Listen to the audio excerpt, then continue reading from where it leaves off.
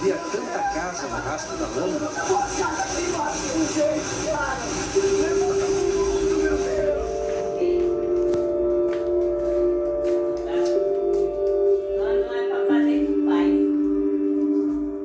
Do mar tem uma camada de solo que não é muito profunda. Quando chove, a água se acumula na copa das árvores e aumenta a sobrecarga sobre esse solo.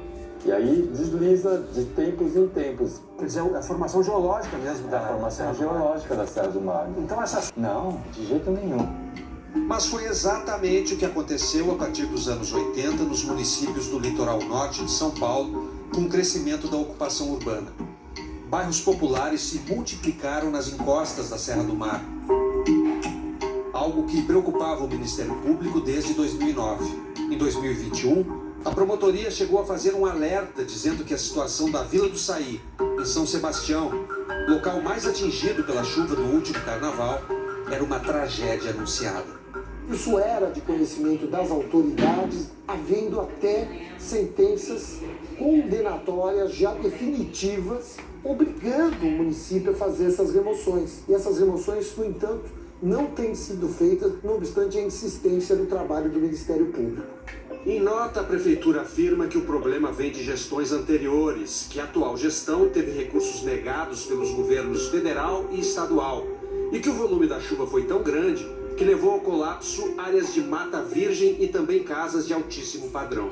A evolução do que nós vimos no último final de semana, ele não é resultado exclusivamente da quantidade de chuva. A quantidade de chuva foi um fator deflagrador.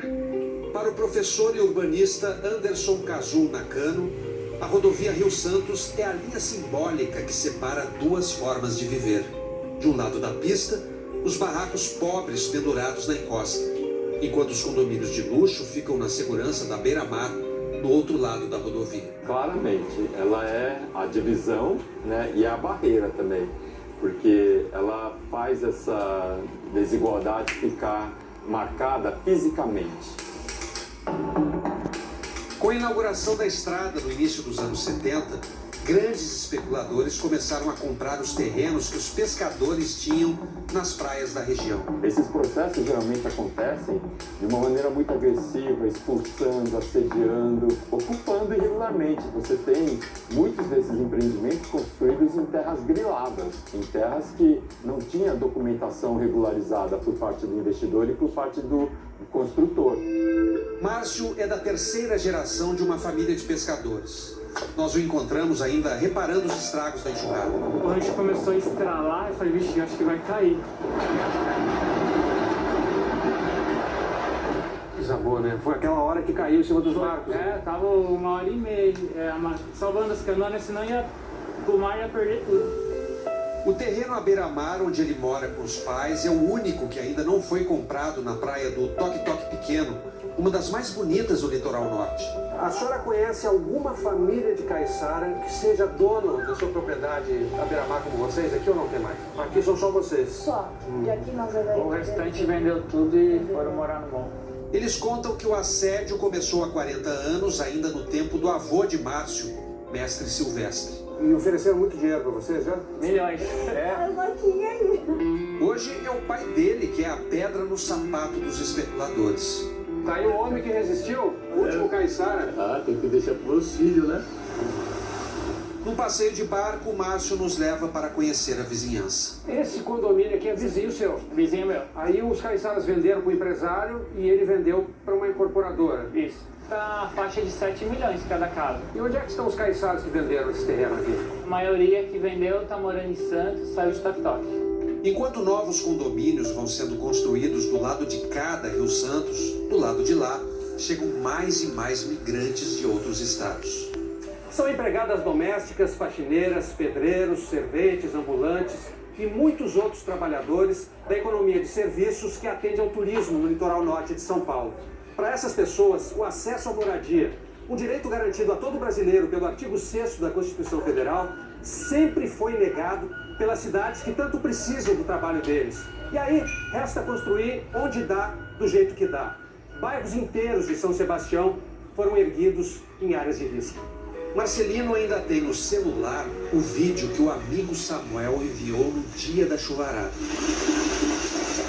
Ele mandando aqui uns vídeos dele na hora que estava desbarrancando lá o barraco do vizinho dele. Mal acabou de filmar e Samuel foi soterrado pela lama. Foi Marcelino que encontrou o corpo do amigo e dos 2 filhos pequenos. Não é fácil, né? Porque a gente perdeu um amigo mesmo, brincava com ele, com o filho dele. E não foram as únicas perdas. Marcelino viu mais gente morrer. Pessoal do Nordeste. Tudo do Nordeste. Como é que você? Bahia, Piauí, Maranhão, Ceará, Pernambuco, nem Samuel mesmo era lá do Pernambuco. Foi em 1989 que Marcelino deixou a Bahia para vir para São Paulo. E para trabalhar em quê? Eu vim trabalhar de obra, né? E depois vieram os outros também. Aí fui lá, busquei um irmão meu e foi trazendo uns poucos pra cá. Onde acomodar toda essa gente se não for por aqui? Agora a moradia aqui é bem precária, né? A gente tem aqui desse lado. O lado de lá já é da parte do rio que é praia, né? Lá já fica complicado. É caro lá, né? É muito caro. Mas a mãe dele anda aflita depois do susto do carnaval. Na hora da chuvarada, a água entrou por aqui? Maria, foi água aqui que deu barulho da parede. Não era assim há 30 anos, quando a família veio para cá. Não tinha ninguém quando nós chegamos aqui. Aí lá na Vila Baiana você olhava e só via mato. Esse outro casal também não tinha visto nada parecido. Crispim e Jéssica estão voltando para casa depois de 5 dias esperando a água baixar. Dá, né? Dá um aperto, né? Porque não é a gente batalhou muito, né? Pra ter cada coisinha aqui. O dia da chuva foi um Deus nos acuda. Você estava onde? Estava em Eu casa? tava em casa, começou a encher e aí fiquei toda hora indo, medindo, né? Onde estava a água. O que você vai fazer agora? Agora a gente vai tentar limpar, né? Não sabe por onde começar, Não né? sei, não sei. Não dá mais para aproveitar isso aí. Olha, tá chato. Roupa pra adoção, mas não deu pra salvar nada.